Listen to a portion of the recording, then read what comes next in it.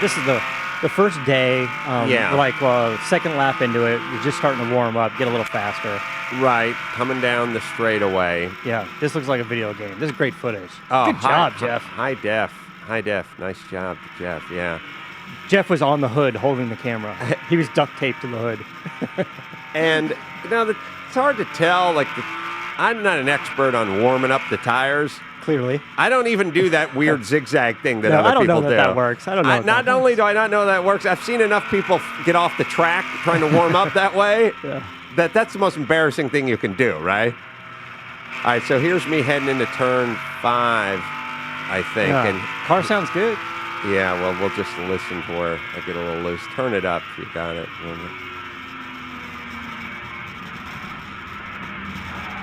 Whoops. It's like a drunk guy. That was a lot of... Yeah.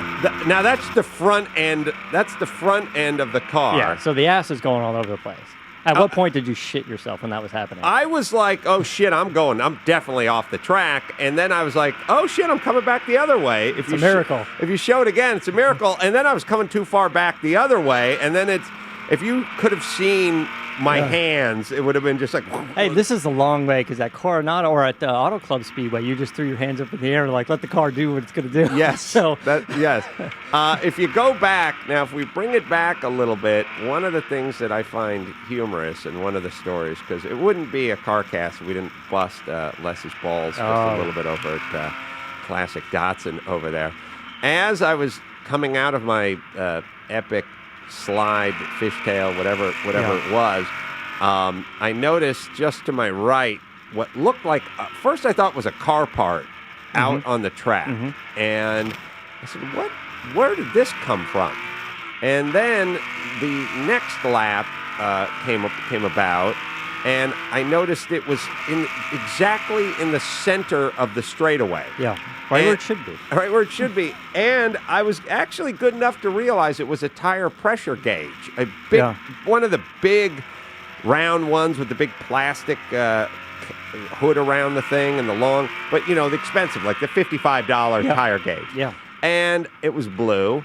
And I remember thinking, some asswipe went out on the track. Now, maybe he had it stuck to his wheel. I had completed a lap without seeing said tire gauge.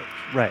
So, in my mind, this tire gauge could have nothing to do with me because I had driven a lap without seeing a tire gauge on the track and then come around again and seen a tire gauge on the track. Right. And there were guys pulling onto the track at all given times. So, obviously, this came off of somebody's car that just pulled onto the track. Yeah, that makes sense. I was laughing to myself thinking, this is embarrassing. And I pictured, Could you imagine the idiot that left? I mean...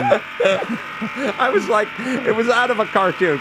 And I'm also kind of thinking, I know it's not my tire gauge because I already did a lap and it wasn't out there. Number 2. Number 3, I'm sort of thinking, these guys are pros. Like total pros. Yeah. Their rigs are set up. Their crew is world class. This is like I said, they got matching T-shirts. Matching T-shirts. It's not like Plus, looking at this tire gauge, this is really nice. You would never think that Les would have one of these. No, look. There's 30 guys out there. I'm the only guy who's not on the list of potential tire gauge suspects because I've already turned a lap and I wasn't out there. Yeah. So it can't come from my car, in my mind. And, but still can't figure out why this group of super professional guys would fuck up enough to throw a huge tire gauge onto the back of a Cobra or a Daytona or one of the many other expensive automobiles that was Big there. Mistake. Somebody gets fired over stuff like that. Hey, someone could get hurt. Hey, man, that FIA Cobra hits that. Next thing you know, it's into the wall. We got a problem. So, I'm laughing to myself, and then the next lap I take, it's in the middle of the track, like literally center. Like somebody hit it and centered it.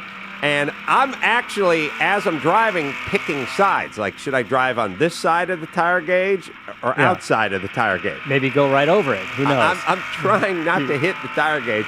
At a certain point, the tire gauge gets hit and gets crushed. It gets crushed. Yeah. And I'm driving, and I'm like, what the fuck is this thing? Anyway, I get back to the pit, and less is like I'm missing the tire Yeah. gauge. All right, let's take a look at a little day 2 action. It's a lot of warm up the car, warm up the tires. Car never warmed up, by the way. Never got past like 125, 130 degrees. He was afraid. It had a lot of oil in it, a lot of pretty big cooling system, and maybe just never. I mean, maybe it needed a new thermostat or a thermostat or something. It could have been the temperature gauge. The gauge, but the gauge was working. Yeah, but all those switches to the right, we figured out none of those actually worked. we didn't do a whole lot of No, prep. it needs to be a lot of rewiring. All those gauges didn't work. Yeah. Or those switches and stuff. Yeah, people, if you look at this tape here and you want to know what's going on, what that weird box is on the right with the weird foam in it. Yeah, it's a telephone. That's where, here comes Cobra, there goes Cobra guy. That's where he put the headset.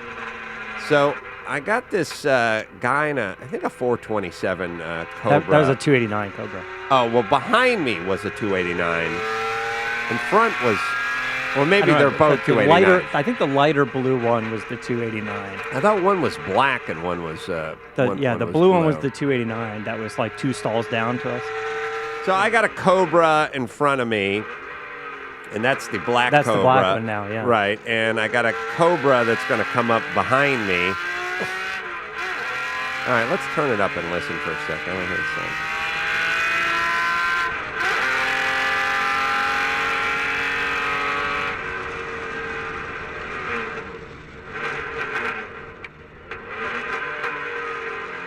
So I got I don't know. Yeah, maybe that's a 289 Cobra that's ahead of me, and then there's the FIA guy behind me, and I think the FIA guy. I think that guy was a gun for hire because it wasn't his car. I don't believe it was just a driver driving somebody else's car, which is really I don't remember. It kind of takes the fun out of it. It'd be like you marrying a model and then hiring a dude just to screw her. You know what I mean? Like, I like to watch. Wait a minute. Yeah. How do you get that job? I don't know how you get that job. I think you have to win at like Le Mans in the 70s, and then someone will let you drive their Cobra in 2012. So now I'm sort of catching up to this Cobra, and he's waving me by, which was nice. This is going to be the first and last time you ever pass a Cobra. That'll be. Well, I gave him a wave. Yeah. You know, I was being cool. And so I passed this guy, but the other FIA guy came up there. And we'll take a look at the footage when the time came. I thought he crowded me a little going into this corner. I was well aware. I'll tell you one good thing about those wink mirrors is you can see everything behind you. I don't know how those guys do it who have those Can-Am cars and just the one mirror that's just up in the air on the stick. What they do is they just drive fast enough that they're always in front. They're always in front. Yeah, I like to see who's behind me constantly. So I got the. It's coming out of the corkscrew onto the straight. Yeah. And somewhere over there to the edge is Les going, I dropped the gauge. Sitting on the wall. Right. And at some point, you'll see the other Cobra making its way up. What other cars were there that you saw that you There was some dug? Porsches there, right? There was some of the later model Porsches, some of the late model 911s. There were some earlier ones. There was the other Z car, the orange one we were talking about. Oh, right? the Brad Frizzell car. Yeah, the one I'd always been looking at. Yeah. Some guy finally got hold of that car. Yeah, this guy was great. He went in, he just bought like a 275. I think what he said, 265. He paid $260,000 for this car. An expensive Z car. Yes. And it was his first track day ever. So he hired a race driver to come out there with him and just teach him how to drive it. They just put a seat. They actually took out the cross roll bar. You know, the roll bar that would go across, and they put a seat in there. And it's really look, if you want to get into it, that's the way to get into it. Yeah. But put a racing seat and a harness on the passenger side. Get some guy, because I've driven like this before, not in vintage, but in other, like the Toyota Grand Prix. You get the guy sit next to you, and he'll be like, okay, brake, brake, brake. All right, turn in, turn in, turn in. All right, now accelerate out. And after about 10 laps with that guy next to you, you get a pretty good idea. Absolutely. That's what you want to do. But most people go to a driving school for that. They don't make their first track day ever in a $260,000 race car on Laguna Seca. I think this is the crazy lister in front of me, by the way. I think that is if you that's the car. Yes. Yeah. If you go that look, huge diffuser in the go back. to AdamCarolla.com and you look at this car in front of me, you're going to see. We got some photos insane. of it, I think. Lap 6. This is the lap. Yeah, you'll see an insane car. I guess that guy's just warming his shit up. There's the FIA Cobra. Good shot with the there. ass cam, by the way. Yeah. And the FIA Cobra is coming up on me, but he's not really gonna. I think he shouldn't be able to. We're about the same speed, I guess, or something like that. Although my car's $50,000 and his car's $1.3 million. He put his tires on for the cost of your car. Yeah, and he's driving 60s technology, and I'm like 79 in my car, so. He's definitely got some more cubic inches than I do. Yeah, this is the one we were talking about. This is the light blue one with the yellow. Right. Yeah. And again, no kits. Now you can see the guy's being a little aggressive, like he's trying to go inside there, but he didn't quite have the line. Right. And he's not trying to be a dick about it. He wants to make sure everybody's comfortable. He don't want to ruin his car. Yeah. And he's a good driver, and he's a fast driver, and he's driving someone's fast car, and he's having fun. You know, and by the way, I'm sure a Datsun being in front of him from the 1979 is probably not his idea of an awesome weekend. He better be careful, though. He can get a tire gauge to the windshield. Yeah. No, I know. So you never know out there. So there we go through the corkscrew, and I see him, and we're going down the long, sweeping left here, and we're coming into turn 11, I think it is, which is just the hairpin first gear turn right at the end. Yeah. And at some point, I look back here and I see him going inside. I see him going, I'm going in. He comes in, and that's my line. Like, if I don't want, so I stay out real wide. Ooh. That's when my car breaks. It, yeah. Now, he doesn't do a dickish move or anything, but he did. If I would have driven on my line, I'm scared I was going to clip it. But also, to be fair about, like, coming out of that last turn onto the straightaway, this is where the slower guys want to move to the right and the faster guys go to the left and pass. Yeah. So he was trying to stick to the left. Yeah. But I was about to slide into that line, and I saw him, and we did about a lap together, and I think I could have about the same speed. But anyway, if you go back. There's you turning off all the switches, and I'm pretty sure don't work. That aren't hooked up to anything. Yeah. I feel like Captain Kirk in his fake chair. So let's see, and you'll see my actual crank fire ignition piece come off. Now, I'm going to start in now, but he does that. You can see him accelerate and go in, and I go, all right, I'll give you room. Yeah, and look for a piece of metal coming off the back of the car. There it is. Except for the thing that was confusing to me, if you replay the tape one more time, it goes right at like 8,000 RPMs. Yeah. So if it went at 3,000 RPMs, I wouldn't think anything about it, but it went as I hit the rev limiter right at the top.